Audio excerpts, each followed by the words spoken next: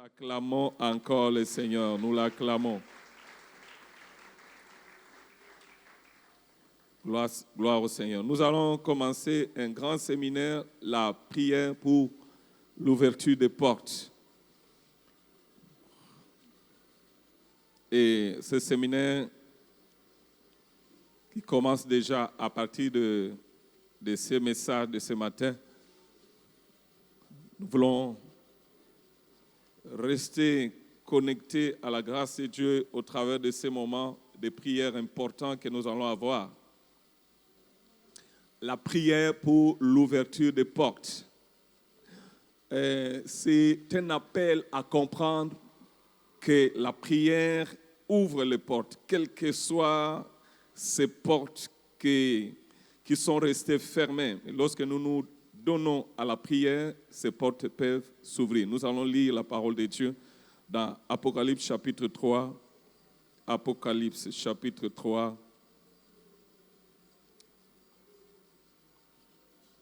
Apocalypse chapitre 3, les versets 7 et les versets 8.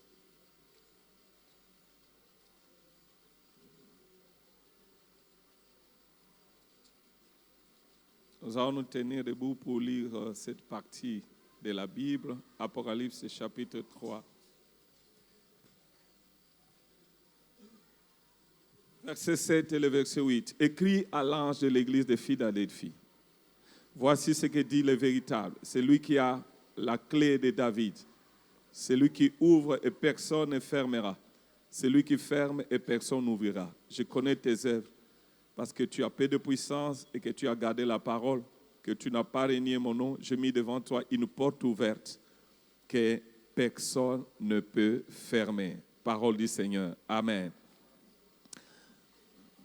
Nous allons également lire la parole de Dieu. Nous avons quelques passages à lire.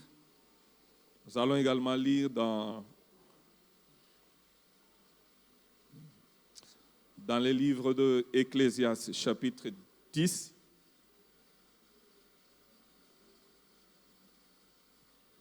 Ecclésiaste, chapitre 10. Nous lisons le verset 5 jusqu'au verset 7. Ecclésiaste 10, verset 5 à 7. Il est un mal que j'ai vu sous le soleil comme une erreur provenant de celui qui gouverne. La folie occupe des postes très élevés et des riches sont assis dans l'abaissement. Je vis des esclaves sur des chevaux et des princes marchant sur la terre comme des esclaves. Ecclésiaste chapitre 10, verset 7. Je vis des esclaves sur des chevaux et des princes marchant sur la terre comme des esclaves. Amen. Et enfin, la dernière parole que nous allons lire pour le moment, nous sommes dans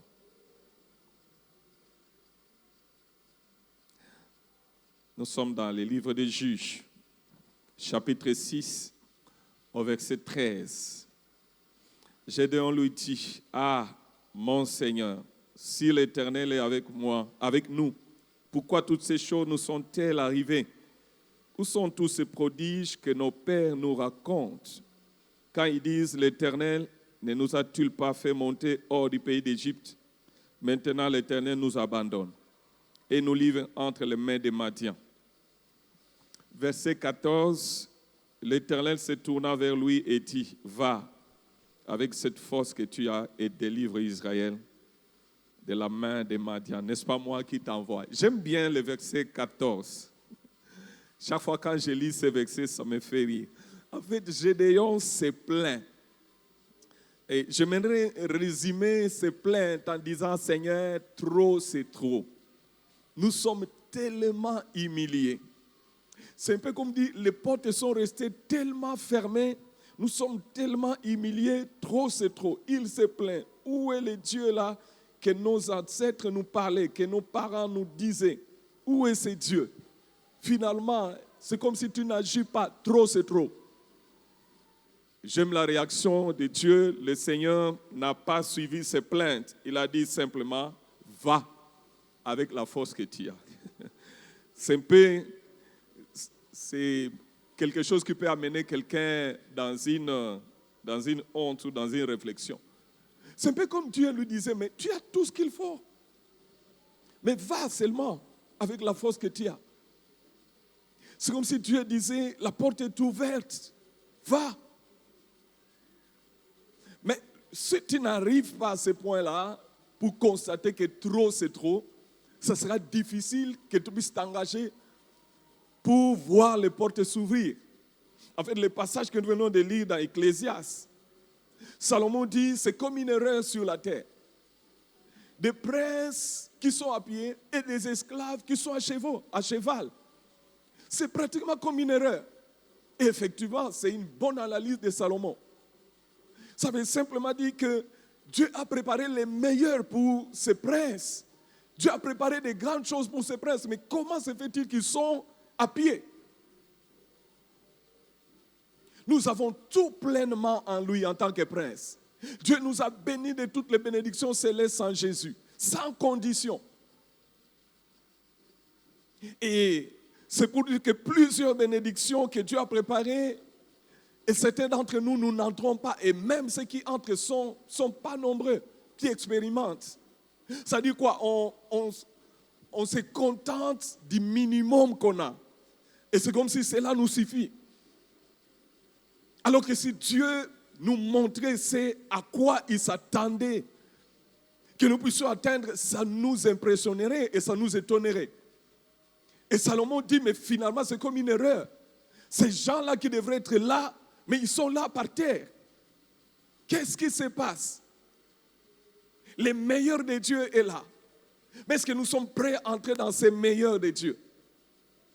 Nous vivons comme des personnes qui font face à des portes qui sont fermées. C'est un peu ça, le problème de Gédéon. Il dit, mais qu'est-ce qui se passe? Où est ce Dieu que nos parents nous ont raconté?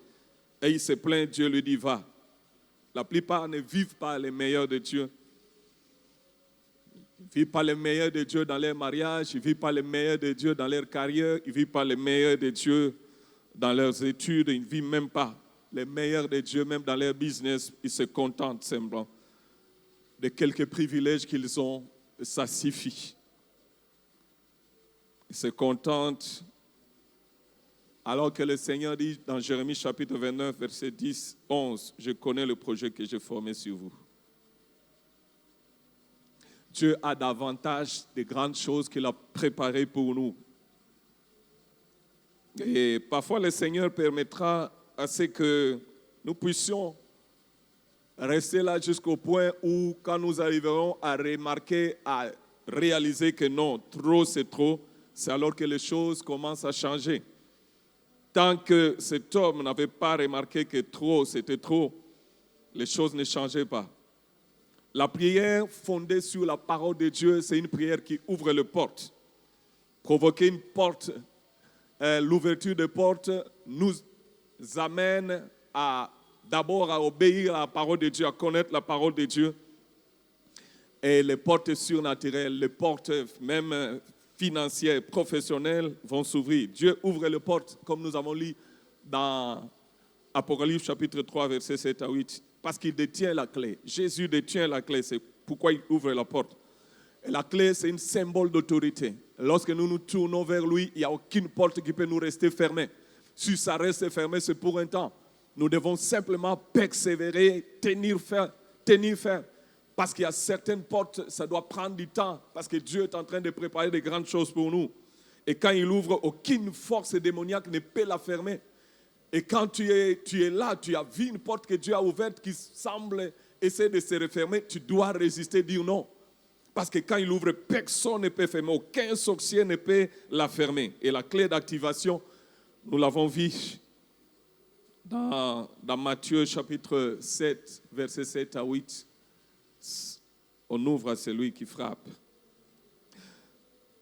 Ton destin, ton avenir est tellement important que ce n'est pas le moment d'abandonner. Je suis venu t'encourager à te lever, à ouvrir afin que les portes s'ouvrent. Il y a deux choses, j'aimerais m'attarder ces jours sur deux choses très importantes. La première des choses, c'est justement avant que les portes s'ouvrent, nous devons arriver à un point pour remarquer que trop, c'est trop. Je ne peux pas continuer à accepter à vivre cette situation que je vis. Tant que tu n'arrives pas à ce point-là, souvent, tu ne pourras pas réaliser, tu ne pourras pas t'élever pour commencer à te battre afin que les choses changent. Et dans toute la Bible, les choses ont changé brusquement quand les gens sont arrivés à ce point-là. Quand ils ont réalisé, mais qu'est-ce que je suis en train de vivre?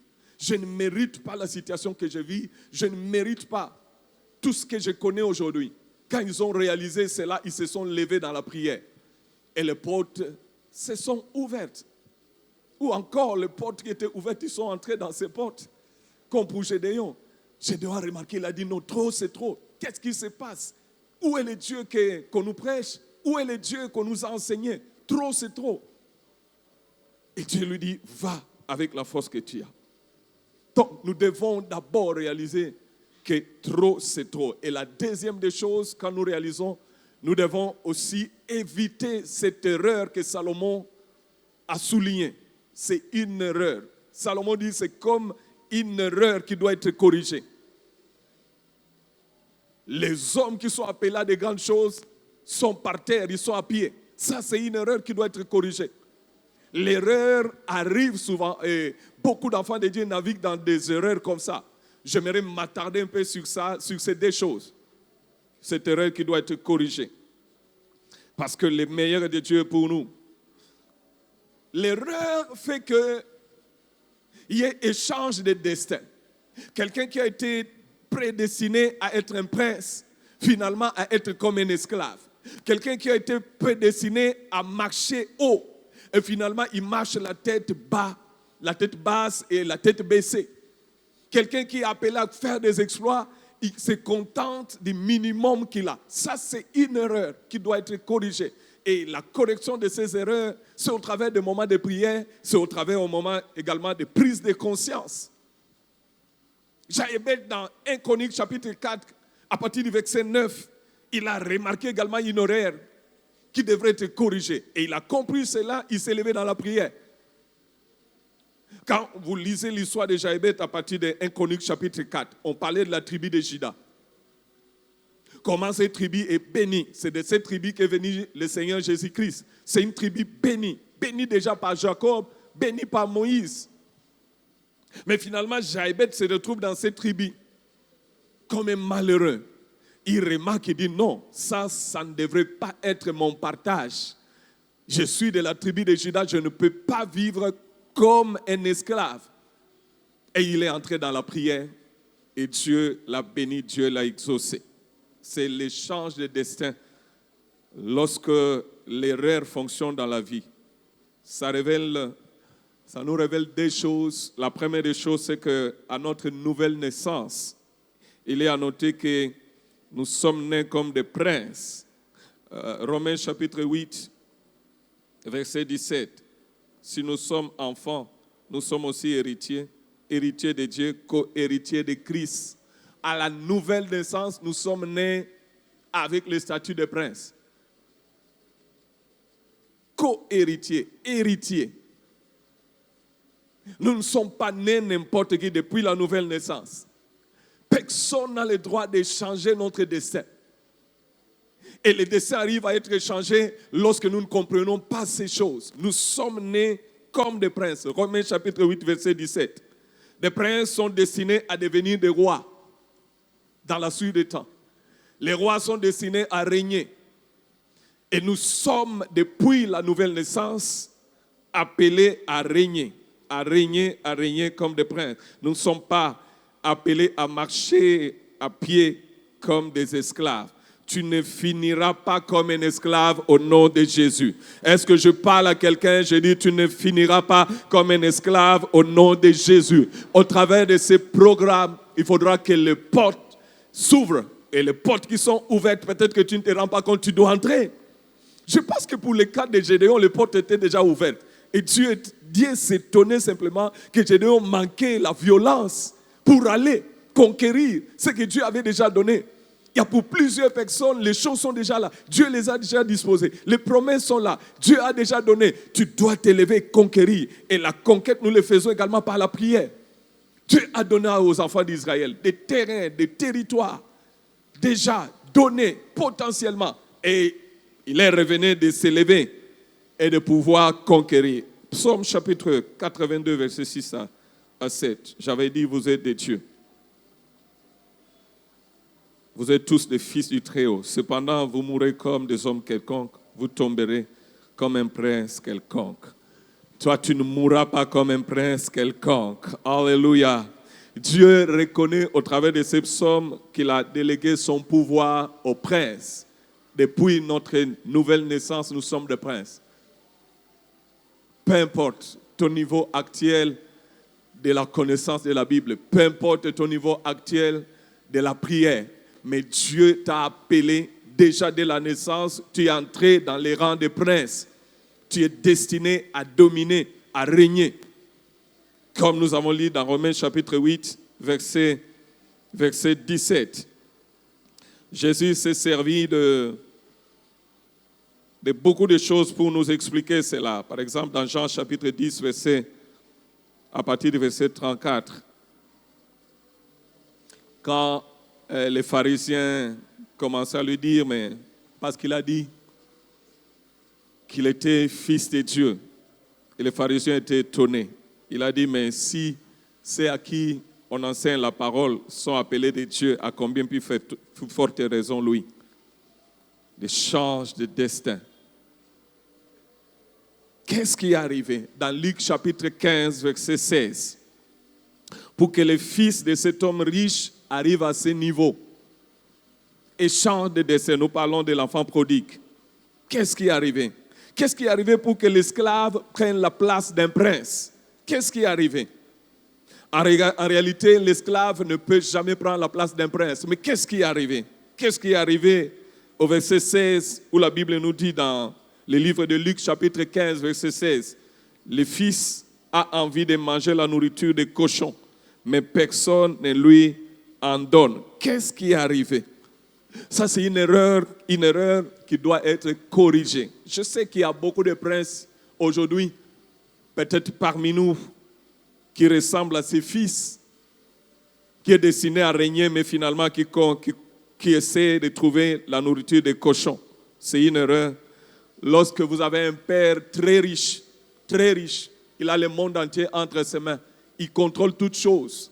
Il dit, demande-moi, je te donnerai même des nations comme héritage. C'est une erreur. Quand vous avez un père comme ça, très riche, et que finalement, en tant qu'enfant, vous vous retrouvez en train de mendier la nourriture des cochons. Ça, c'est une erreur qui doit être corrigée. Et ça doit être corrigé par la prise de conscience. Ça doit être corrigé en réalisant que je ne mérite pas de vivre ce que je suis en train de vivre. Ça doit être corrigé, troisièmement, en entrant dans la prière avec Dieu pour dire que non, ça, ce n'est pas mon partage. Ça ne me concerne pas. Ça, ce n'est pas pour moi. C'est une erreur qui doit être corrigée. C'est une erreur qui doit être corrigée. Qu'est-ce qui arrive, comme ce texte que le pasteur Samuel nous a enseigné, pour qu'un homme de Dieu qui meurt et finalement ses enfants menacent d'être pris, ils sont menacés d'être pris comme esclaves. Qu'est-ce qui est arrivé? Alors que l'homme de Dieu, c'est héritier, c'est un co-héritier de Christ.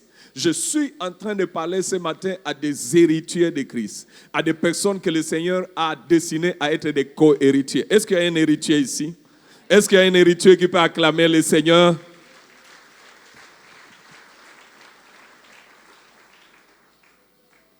Qu'est-ce qui arrive pour que cet homme de Dieu meure et que finalement ses enfants restent pauvres, alors héritiers?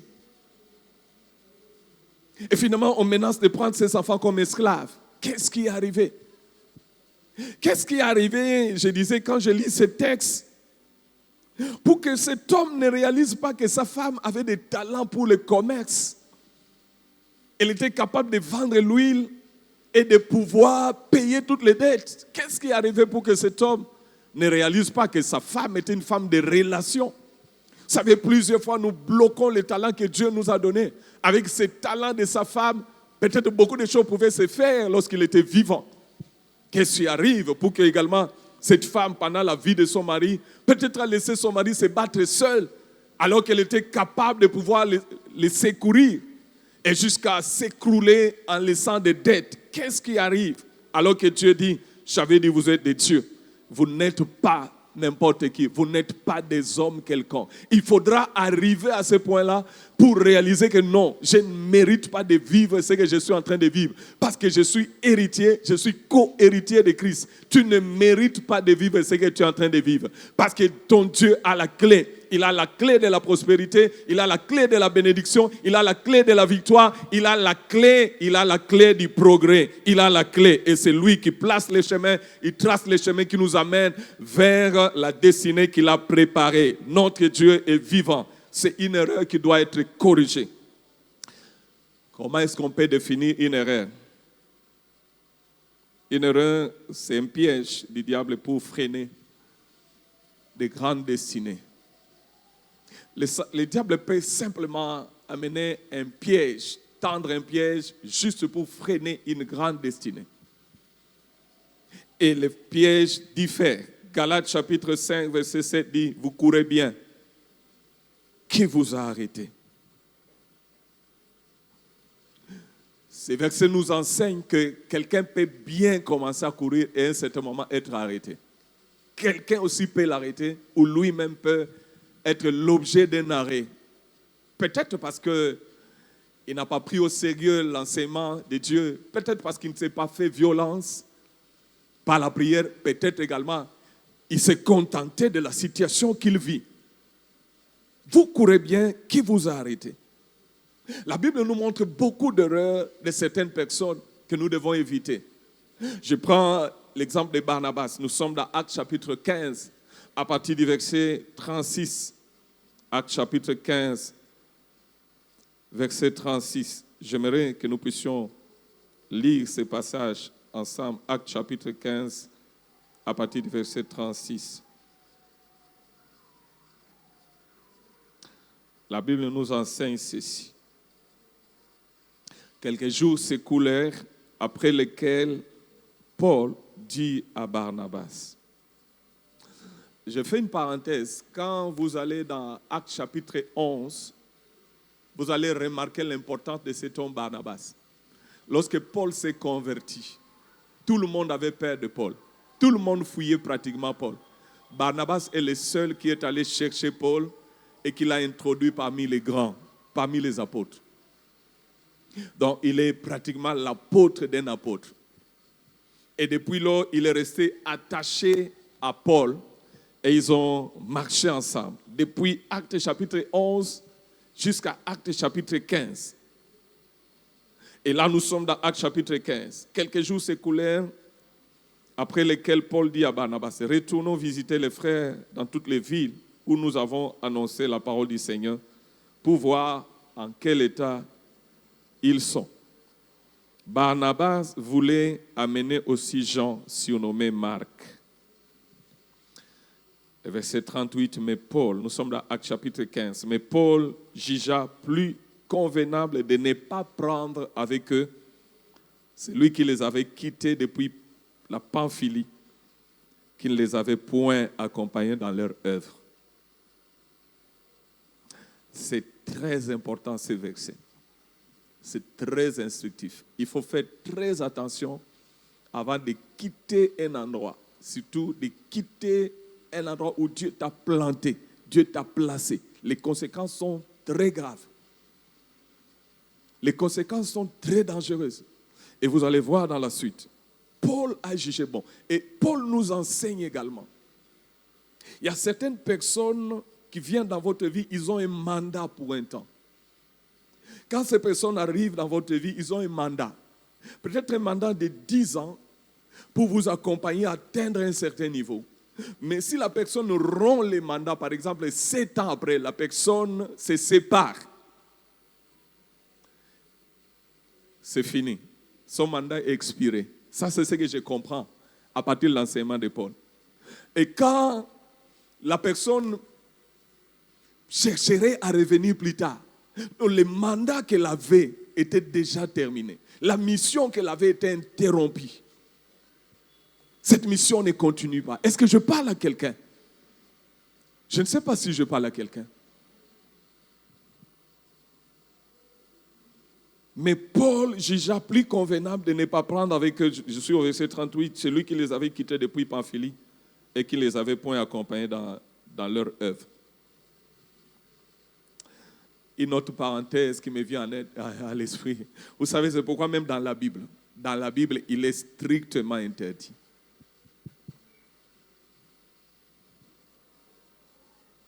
Non, je garde ça.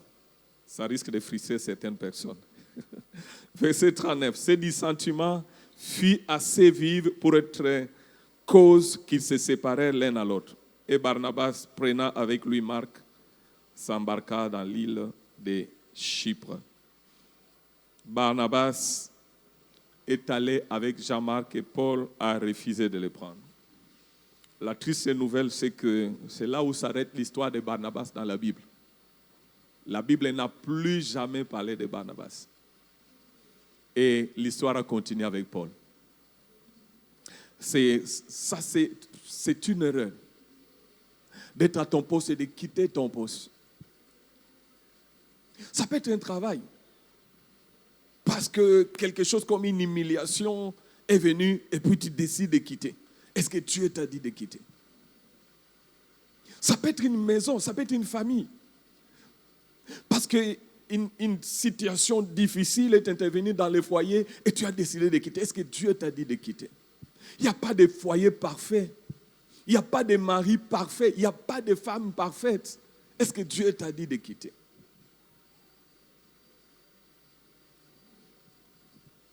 Ça peut être également une famille ou encore une église où des situations difficiles interviennent, mais tu décides de quitter alors que c'est une porte que Dieu a ouverte pour toi. Est-ce que Dieu t'a dit de quitter?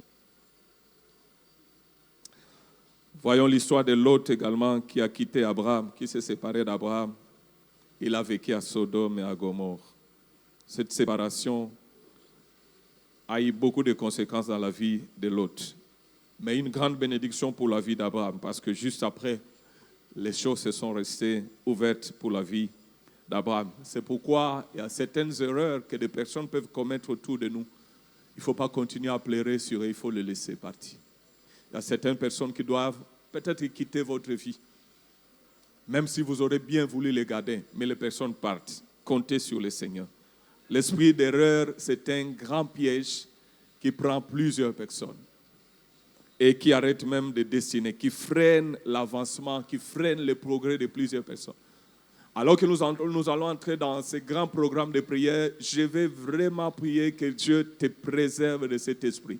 Que tu prennes les décisions qu'il faut au moment qu'il faut. Et que toutes les décisions qu'il ne faut pas, que tu ne puisses pas les prendre au nom de Jésus-Christ. Ne quittez pas votre position actuelle. Ne quittez pas votre position sans la décision de Dieu. Parce qu'il y a eu des destinées qui ont été complètement englouties. Il y a eu des destinées, permettez-moi le terme, qui ont été complètement effacées. Ne quittez pas votre mariage, ne quittez pas votre boulot, votre association ou même votre église. Ne quittez pas votre maison sans une décision ferme de Dieu. Et depuis lors, toutes ces personnes-là, rien n'a marché. Jean-Marc, Barnabas, on ne connaît plus les histoires. C'est une grave erreur qui peut être corrigée, dans la prière. Deuxième définition, c'est un piège du diable pour dérailler la vie de plusieurs personnes. Devons l'éviter. La vie de plusieurs personnes qui fera plus tard. Finalement, que la personne qui est décidée à régner, finalement, il est à pied. C'est un grand piège du diable. Alors que je suis en train d'enseigner, je prie que le Seigneur te préserve de ces pièges au nom de Jésus. Je sens que je dois reprendre cette prière et c'est une prière puissante. Que Dieu te préserve de tout piège qui vient pour essayer de te dérailler de ta destinée au nom de Jésus. Je reprends que le Dieu puissant, le Jésus-Christ de Nazareth, te préserve de tout piège qui a comme objectif de te faire dérailler de ta destinée au nom de Jésus. En cette année où il a dit, il trace le chemin, que le Seigneur t'accorde à rester sur le chemin, sur la voie que Dieu a tracée. Reçois cette grâce, marche Jésus, avance et va de progrès en progrès. Que la grâce de Dieu te conduise sur le chemin que Dieu a tracé, que la grâce de Dieu te préserve de dérailler de ces chemins, que la grâce de Dieu abonde dans ta vie et que tu sois fortement enraciné sur la voie de Dieu au nom de Jésus. Est-ce que tu peux l'acclamer, acclamer, l'acclamer? Il y a ce genre d'erreur qui fait dérailler les gens. Vous savez, lorsqu'un train déraille, je vais dire, humainement, je peux dire, c'est presque impossible de remettre ce train-là sur les rails. C'est difficile et c'est très difficile. Il y a des erreurs comme ça qui font dérailler les gens. Et nous devons recevoir la force ou la grâce de rester sur les rails. Nous avons des cas tristes dans la Bible. Je suis dans Genèse chapitre 49, verset 4. Ce passage parle de Ribin, qui est tombé sur une erreur qui finalement a été un piège que le diable a utilisé pour dérailler toute une destinée glorieuse. Ribin, c'est le premier-né de Jacob, destiné à avoir la double portion. Il est tombé sur une erreur. Quelle erreur? Il a couché avec la femme de son père. Je ne sais pas ça a pris combien de temps, mais je crois en couchant avec la femme de son père, peut-être 5 minutes, 10 minutes. Mais ça, permettez-moi le terme, ça détruit toute une destinée. Et écoutez les mots forts que la Bible utilise. Je sens que je dois beaucoup tourner ça, peu importe si ça va te rendre mal à l'aise. Mais c'est une erreur qui circule aujourd'hui. Une erreur que le diable utilise aujourd'hui. Je suis dans Genèse chapitre 49, verset 4. Parlant de Ribin. Dans la version Semeur, il est dit, tu n'auras pas le premier rang. Ribin était destiné à avoir le premier rang parmi les fils de Jacob. Ce premier rang, comme Judas pratiquement. Tu n'auras pas le premier rang après cette erreur. Dans la version Parole de vie, il est écrit, tu ne seras plus le premier. Quelle tristesse. Pour avoir couché avec cette femme, tu ne seras plus le premier.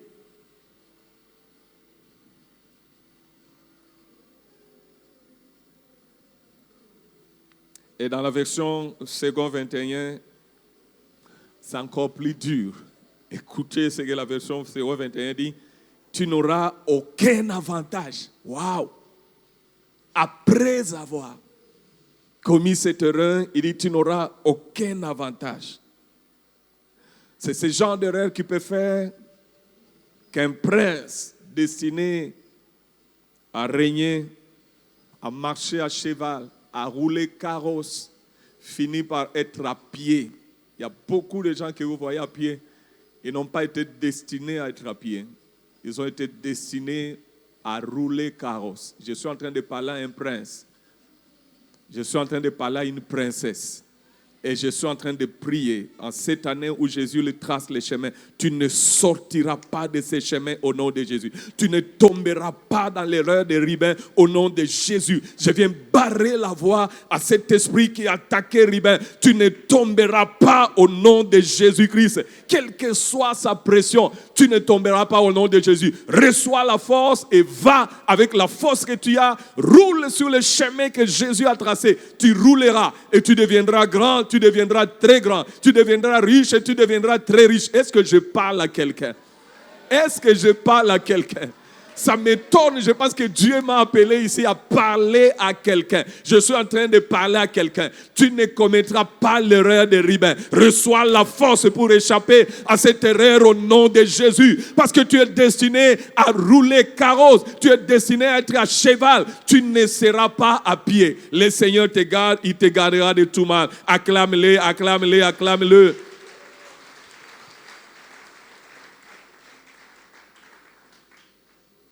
Je vois dans 2 Rois chapitre 5, verset 25 jusqu'au verset 27. 2 Rois chapitre 5. J'aimerais lire ce texte qui nous montre toutes ces erreurs-là, toutes ces histoires-là. J'aimerais vraiment que nous puissions les lire. 2 Rois. Nous sommes dans 2 Rois chapitre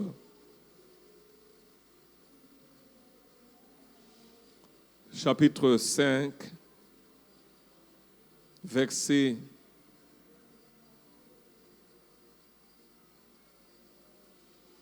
25 à 27. 2 Rois chapitre 5, verset 25 à 27. La Bible déclare ceci. Puis il alla se présenter à son maître. Nous sommes en train de parler de Géasi. Élisée lui dit, d'où viens-tu, Géasi? Il répondit, ton serviteur n'est allé ni d'un côté ni d'un autre. Mais Élisée lui dit, mon esprit n'était pas absent lorsque cet homme a quitté son char pour venir à ta rencontre. Et c'est le temps de prendre de l'argent et de prendre des vêtements, puis des oliviers, des vignes, des brebis, des bœufs et des serviteurs, des servantes. Verset 27, la lèpre de Naaman s'attachera à toi et à ta postérité pour toujours. Et Géasi sortit de la présence d'Élisée avec une lèpre comme la neige. Potentiel dauphin d'Élisée. Élisée avait une double portion. Je ne sais pas, lui devra avoir la double portion d'Élisée, c'est-à-dire la 4 fois l'onction d'Élie. Potentiel dauphin d'Élisée. Il a commis une grosse erreur. Il voulait avoir l'argent. Et finalement, l'œuvre a détruit sa destinée. Ça fait, pour résister à ce genre d'erreur, tu as besoin de rester dans la présence de Dieu et de rester constamment dans la présence de Dieu. Le diable travaille. L'erreur travaille comme un virus dans la vie des chrétiens. Tu as besoin de rester. Car l'homme ne vivra pas de pain seulement, mais de toute parole qui sort de la bouche de Dieu. Tu as besoin de rester connecté à la parole de Dieu également. Parce que c'est cette parole qui te donne la force. Tu as besoin de rester dans sa présence par les jeûnes et la prière. Dans sa présence, tu as la force. La Bible déclare dans les livres d'Éphésiens chapitre 6, verset 10, dans la version parole de français courant, cherchez la force qui se trouve dans la présence de Dieu. C'est dans la présence de Dieu que tu reçois la force pour résister à ces choses. Voilà le potentiel dauphin. Il finit sa carrière, son ministère lépreux. Dieu ne l'a pas destiné à être lépreux. Dieu ne t'a pas destiné nécessairement à vivre ce que tu es en train de vivre aujourd'hui. Il y a certaines erreurs qui nous ont amenés là où nous sommes. Mais la bonne nouvelle, c'est que tant que nous sommes vivants, la grâce de Dieu est là. Nous sommes devant le trône de la grâce. Ça doit être corrigé. Nous pouvons les corriger. Tu peux les corriger. Dieu ne l'a pas destiné. Dieu l'a destiné à être à côté d'Élisée. Peut-être à prendre la relève d'Élisée. Mais regarde, il finit lépreux. Il finit lépreux. Je vois encore l'histoire dont je parlais le dimanche passé. Cet homme, aidé par ses 4 amis, présenté devant Jésus après avoir troué le toit. Et quand il atterrit devant le Seigneur, la parole que le Seigneur adresse à cet homme est profonde. Il a dit, tes péchés te sont pardonnés. Ça dit beaucoup. Ça veut simplement dire aussi, c'est à cause de ses péchés, peut-être, probablement qu'il est arrivé à cette situation. Probablement il a commis une erreur et cette erreur l'a amené à ça. Reçois la force d'échapper à ces choses au nom de Jésus. Je dis, reçois la force d'échapper à ces choses au nom de Jésus. Et lui, il est tombé à cause de la cupidité. Géasi. D'autres encore à cause de l'infidélité, de la déloyauté. Nous avons un gars comme Achitophel. Achitophel, un homme bien, un conseiller formidable. Son conseil était comme si on consultait la Bible, la parole de Dieu. Mais il a été déloyal, infidèle à son maître. Alors qu'il a été destiné à de grandes choses. David le consultait beaucoup. Et finalement, il a été déloyal et ça l'a amené à la mort. La 3e définition. L'esprit d'erreur, c'est un esprit qui opère pour empêcher quelqu'un à obtenir le meilleur que Dieu a réservé pour lui. Le meilleur, c'est d'être à cheval. Même stratégie depuis Éden. Lorsque l'esprit là s'installe dans la vie de quelqu'un, il amène dans les erreurs, que ce soit dans les mariages, que ce soit dans la profession, à commettre des erreurs de décision. Genèse chapitre 4, verset 12. Suite à une erreur, Caïn, tu seras errant et vagabond sur la terre. Parole de vie, la Bible dit, tu seras toujours d'un endroit, tu iras toujours d'un endroit à un autre. Ça fonctionne comme ça. Lorsque quelqu'un tombe dans cette erreur, il va comme d'un endroit à un autre. Il amène à errer dans la famille, à errer dans son foyer, à errer. Et l'esprit d'erreur fonctionne également comme un microbe, comme un virus. Lorsqu'il n'est pas corrigé, lorsqu'il n'est pas vaincu, il entraîne beaucoup de choses. Il entraîne des douleurs, il entraîne des frustrations, des nuits d'insomnie, des dépressions, des colères, des manques de pardon, des rejets, des stress, d'amertume et même des maladies psychosomatiques. La vérité, c'est que tout enfant de Dieu est capable de vivre au-dessus des erreurs parce que nous sommes des héritiers, nous sommes des co-héritiers de Christ. Tu es capable. Et pour y arriver, il faut faire comme Jaébet. Cet homme qui finalement a remarqué que non, je ne mérite pas ce que je vis. Je suis de la tribu de Juda. Je ne mérite pas de vivre le minimum. Je ne mérite pas. Et je suis venu dire à quelqu'un, tu n'es pas n'importe qui. Tu es co-héritier de Christ. Tu es un héritier. Tu ne mérites pas. Le Seigneur t'attend à un niveau plus élevé. Nous sommes dans notre année d'accélération. Tu dois accélérer. Ce que tu as été au début de l'année, tu ne finiras pas comme tu as été au début de l'année. Fais comme Jaébet. Évite l'esprit d'erreur. Arrête-toi. Décide-toi de faire demi-tour. Va de l'avant. L'erreur ne pardonne pas. C'est comme un virus. Vous avez vu comment Géasi a fini. Il a fini lépreux sa vie. Tu ne finiras pas ainsi au nom de Jésus. Parce que tu es destiné à de grandes choses. C'est pourquoi tu dois t'élever comme Jaébet dans une prière où tu cherches la face de Dieu. Seigneur, trop c'est trop, je fais demi-tour. Si tu m'exauces, si tu écoutes ma prière, Seigneur, je te serai entièrement consacré. Le monde n'a pas encore vu ce que Dieu est capable de faire. Peut-être que tu n'as pas encore vu dans la vie de quelqu'un qui est entièrement consacré à lui. Tu ne peux pas être totalement consacré à lui en tant que femme de ménage, en tant que mère dans une maison, en tant que jeune et avoir une vie de minimum. Tu ne peux pas, ce n'est pas possible. Lorsqu'on est consacré à lui, le Seigneur déverse ses grâces et ses faveurs sur nous. Et nous sommes des vases d'honneur, utiles pour le maître, utiles également pour notre famille. Je disais, pour terminer, il faudra que tu arrives à ce point, comme pour cet homme Gédéon. Il dit non, trop c'est trop. Où est ce Dieu? Où est ce Dieu? Où est ce Dieu dont on nous a parlé? Où est ce Dieu-là? J'ai beaucoup prié, je ne vois pas. Mais ça prend le temps que tu t'isoles seul avec ce Dieu pour chercher ce Dieu dont tu as toujours entendu parler, dont tu as toujours entendu parler de témoignages. Où est ce Dieu? Il est là. Et en réponse, le Seigneur lui dit, va avec la force que tu as. Tu l'as déjà. Tu es co-héritier de Christ. Tu ne dois pas vivre les minimums. Va avec la force que tu as. Cette force doit t'amener à recadrer certaines choses, à vivre à mettre beaucoup plus de sérieux dans certaines choses. Quelle chose? La parole de Dieu. Lis la parole de Dieu. Quelle chose? Engage-toi dans une vie de prière dynamique. Quelle chose? Engage-toi dans une vie de prière persévérante. Il a la clé et c'est lui qui ouvre. Personne ne fermera. Je suis en train de prier que toutes les portes qui sont restées fermées dans ta vie, au travers de cette semaine de prière, que ces portes s'ouvrent au nom de Jésus. Je suis en train de prier, que la sémence de la parole de ce matin te fasse quitter l'esprit d'erreur au nom de Jésus. Tu ne finiras pas comme Géasi au nom de Jésus. Tu ne finiras pas comme Méphibosheth au nom de Jésus.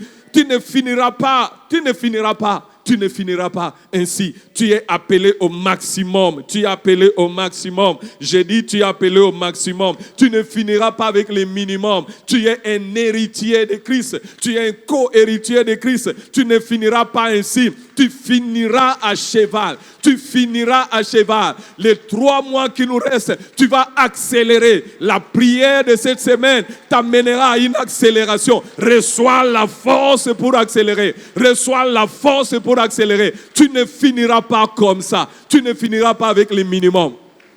Tu ne finiras pas avec les minimums. Est-ce que tu peux l'acclamer? Tu ne finiras pas avec les minimums. Que Dieu t'accorde la grâce de rester enraciné là où tu es. Tu n'es pas Achitophel. Tu ne finiras pas avec l'erreur d'appréciation. Tu ne finiras pas. Je barre la voie à tout esprit d'erreur dans ta vie au nom de Jésus. Sois vainqueur plus que vainqueur et marche de victoire en victoire.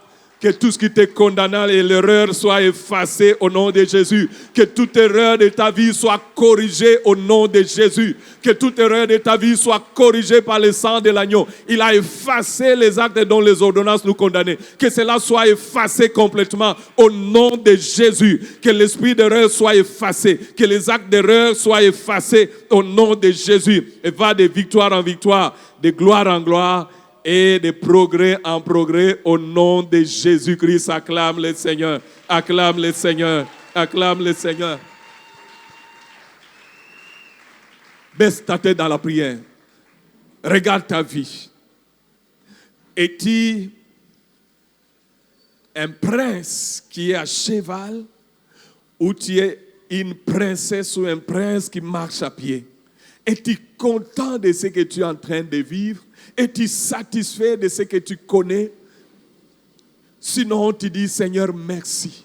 Parce que tu as fait de moi un héritier, un co-héritier. Je sens que trop, c'est trop. Je ne veux pas continuer à vivre ce que je suis en train d'expérimenter. Trop, c'est trop. Seigneur, tu as la clé. Tu as la clé. Élève ta voix, commence à prier. Seigneur, merci au Jésus. Parce que tu nous as destinés à de grandes choses. Tu nous as destinés, Seigneur, à des victoires. Tu nous as destinés, Seigneur, à la gloire. Seigneur, merci. Merci, Jésus. Merci pour ta vie. Merci, Seigneur, pour ta vie à moi. Et merci, Jésus, parce que depuis la conversion, tu m'as appelé à des grandes dimensions, tu m'as appelé à être co-héritier, tu m'as appelé à être héritier. Est-ce que tu peux te tenir debout là où tu es? Je crois que c'est très sérieux. Déclare-le, déclare-le. Je ne suis pas un esclave, je suis un prince, je mérite de marcher à cheval. Je ne vivrai pas, je ne vais pas continuer à vivre les minimums. Seigneur, je crois en ta parole. Seigneur, je crois en ta parole, oh Dieu. Je suis appelé, Seigneur, à des grandes choses. Je suis appelé, Seigneur, à des grandes dimensions. Je suis appelé à des hauteurs. Déclare-le, déclare-le, déclare-le, déclare-le. Est-ce que tu peux acclamer, tu peux taper les mains,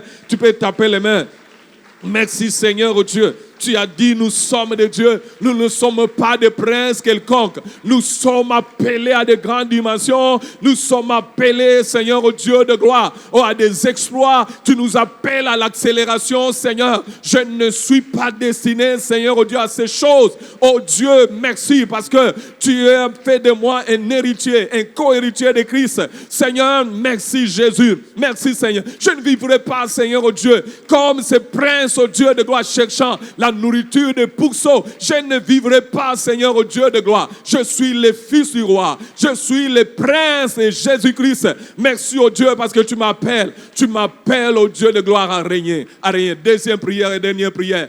Barre la voix. Tu dis, je refuse tout esprit d'erreur, toute mauvaise décision, tout esprit qui me pousse à des mauvaises décisions, à des actes qui peuvent peser sur ma destinée. Je barre la voix à cela et je reçois la grâce. Je reçois la grâce d'échapper à cet esprit d'erreur, d'échapper à cet... Est-ce que tu peux élever ta voix? Tu peux prier, prie le Seigneur.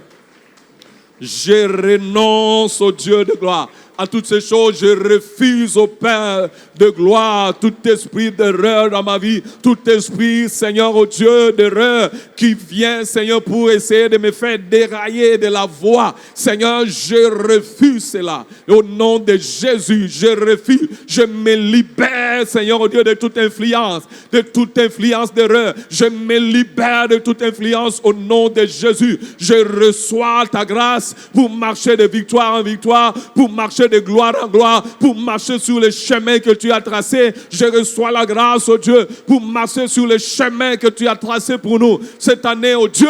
Merci pour ta grâce, Seigneur. La grâce de bien apprécier les choses, la grâce de bien discerner les choses, la grâce de prendre de bonnes décisions, la grâce, oh Seigneur, oh Dieu de gloire, oh Seigneur, de rester à mon poste, la grâce de ne pas quitter, Seigneur, là où tu ne me dis pas de quitter, la grâce de t'écouter, de t'entendre, la grâce, Seigneur, de marcher dans tes voies. Oh Jésus, merci, je reçois cette grâce, je reçois cette grâce. Et enfin, tu bénis le Seigneur, tu bénis le Seigneur. Bénis-les, Seigneur, je te bénis. Parce que tu as fait de moi un prince. Tu as fait de moi un prince. Et tu as tracé le chemin pour moi. Je vais marcher en accélérant. Je vais marcher. Cette année, je marche en accélérant, Seigneur. Je vais accélérer dans mes affaires. Je vais accélérer, Seigneur, oh Dieu, dans ma famille. Je vais recevoir les meilleurs que tu as préparés pour moi. Je vais recevoir, expérimenter les meilleurs que tu as préparés pour moi. Je vais expérimenter les meilleurs dans mon foyer. Je vais expérimenter les meilleurs dans mon travail. Je vais expérimenter les meilleurs, au Dieu de gloire.